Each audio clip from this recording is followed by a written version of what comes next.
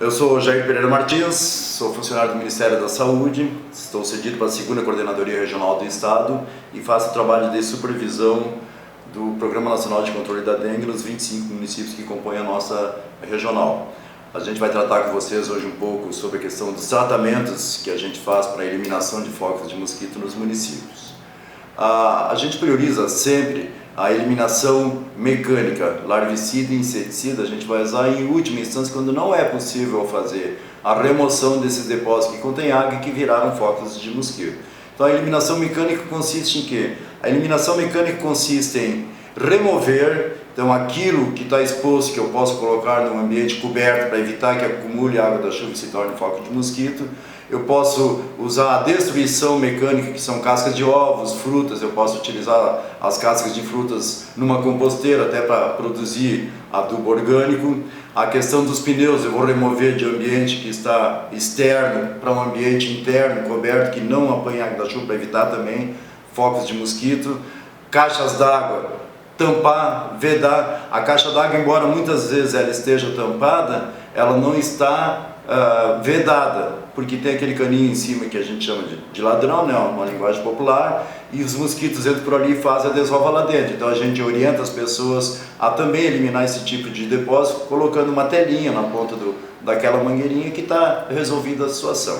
Além da eliminação mecânica, nós temos também a eliminação química e a eliminação biológica, dependendo da situação naqueles municípios considerados infestados. Foco, a primeira providência dele, fazer eliminação mecânica, remover, destruir ou vedar. Não conseguiu fazer remoção mecânica. Um exemplo, eu tenho um chafariz no meio de um pátio, eu encontrei ali larvas de mosquito, eu preciso fazer a eliminação daquele depósito. A gente vai usar ali um larvicida.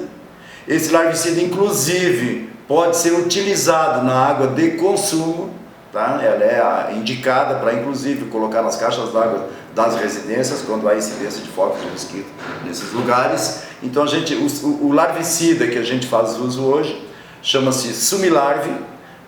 A função dele hoje, ele é um juvenóide, ele não mata a larva, pode eventualmente as larvas até vir a se transformar no mosquito adulto, mas ele vai ser um mosquito impossibilitado de procriar, é como se ele ficasse atrofiado. Esse nós fazemos para tratamento focal. Eu chego num pátio, eu tenho lá um depósito que eu não consigo remover, eu não consigo destruir, eu sou obrigado a sair do imóvel e deixar aquele imóvel com a certeza de que não vai ficar ali nenhum foco de mosquito. Então, nessa situação que eu não posso remover, eu vou fazer o uso do larvicida, vou aplicar as gramas de acordo com a capacidade de litro.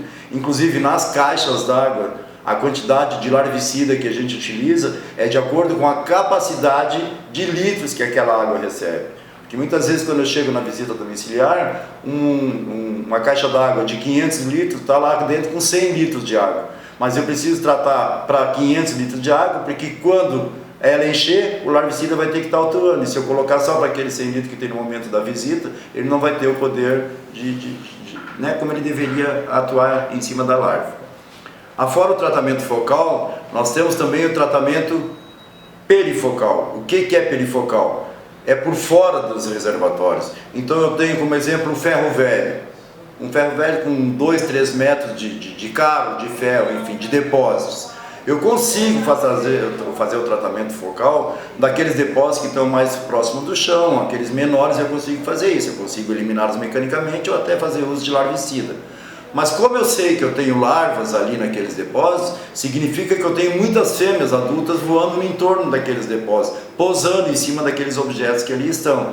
Nesse caso, a gente vai fazer o uso de um outro inseticida, daí é um adulticida, que nós chamamos de bendiocarb. É o nome que a gente está usando, é o inseticida que a gente está usando hoje. Por quê? Porque eu preciso de um inseticida que tenha poder residual. Então, quando a fêmea pousar naqueles objetos ali, ela vai morrer por um período de 2 ou 3 meses. Então é um trabalho que, quando a gente tem ponto estratégico, que tem uma residência, ou que tem seguidamente nas visitas a cada 2 meses do LI+T, a gente tem a presença de larvas de mosquito, o correto é que a gente faça também o tratamento focal e faça o tratamento também por fora. Evidente que esse tipo de tratamento, assim como todos os tratamentos, requerem orientação para a população. No caso do larvicida, o Sumilarve, a gente não faz uso de equipamento de proteção mais rigoroso, né? A orientação do Ministério da Saúde é que se use apenas luvas nitrílicas, porque o agente faz uso no dia a dia, é produto químico, ele carrega na bolsa, então para manusear isso ele faz uso de luva. Quando eu vou fazer um tratamento perifocal, que eu vou usar um adulticida de poder residual, eu já preciso de um equipamento mais completo, eu preciso de proteção desse agente que trabalha.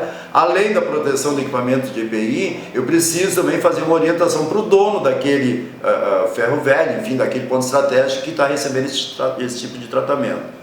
O que o agente deve usar?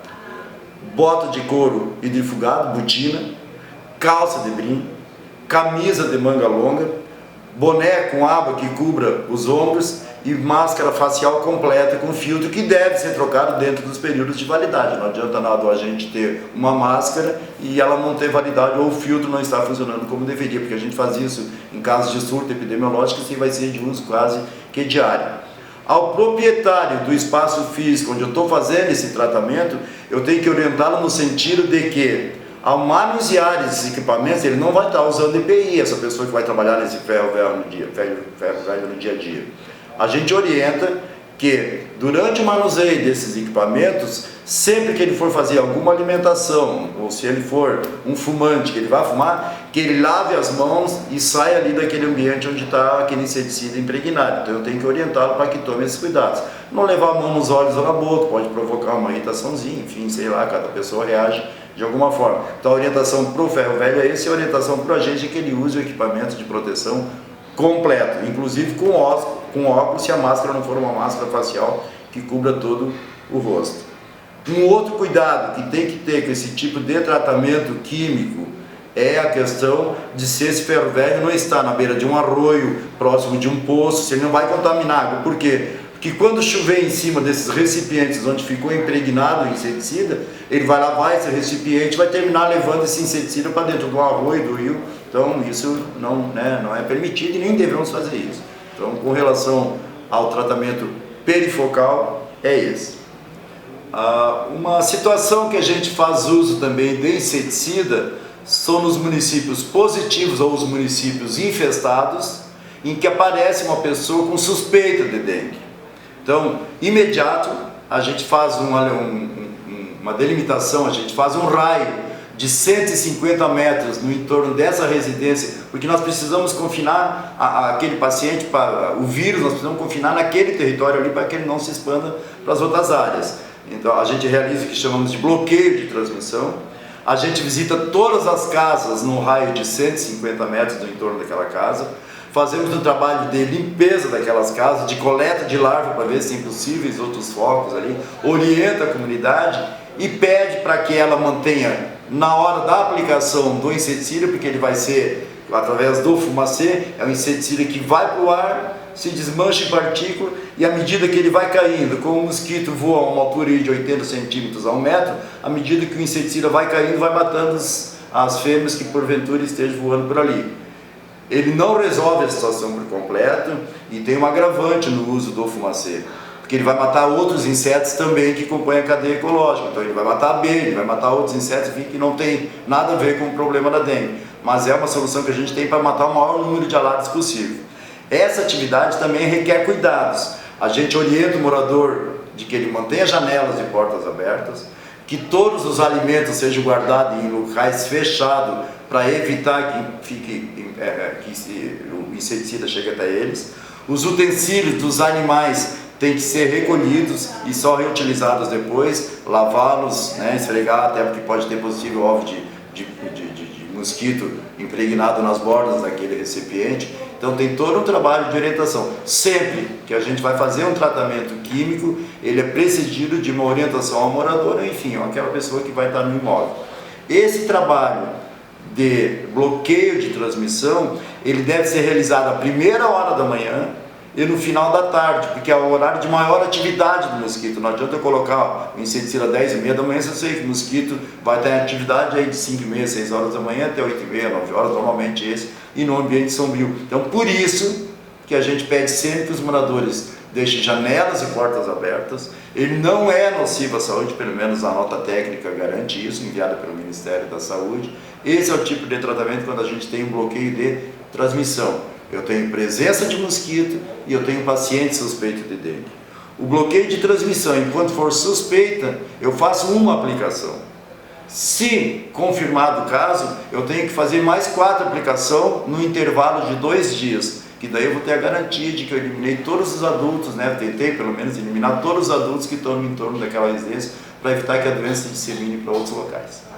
Uma outra forma de tratamento é o que nós chamamos de UBV pesada, ultra baixo volume, pesada. Nesse caso nós estamos usando aqui no nosso estado o inseticida Malathion, tá? Ele é misturado com água.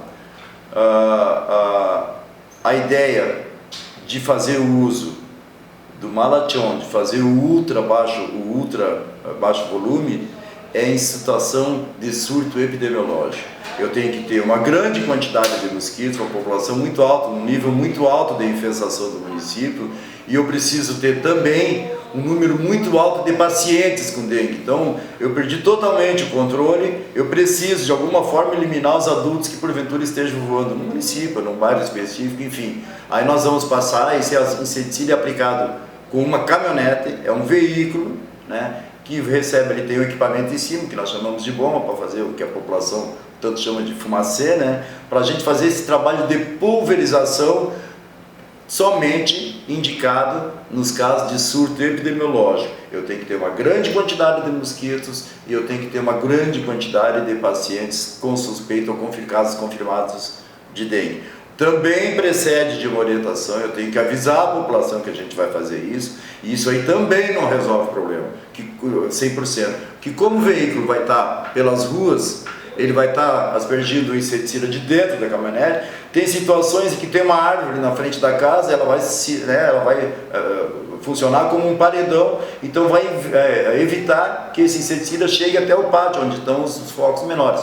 Então, além desse trabalho, eu tenho que fazer também uma visita domiciliar nas casas, procurando eliminar sempre qualquer depósito que possa vir acumular água e que possa se tornar um foco de mosquito.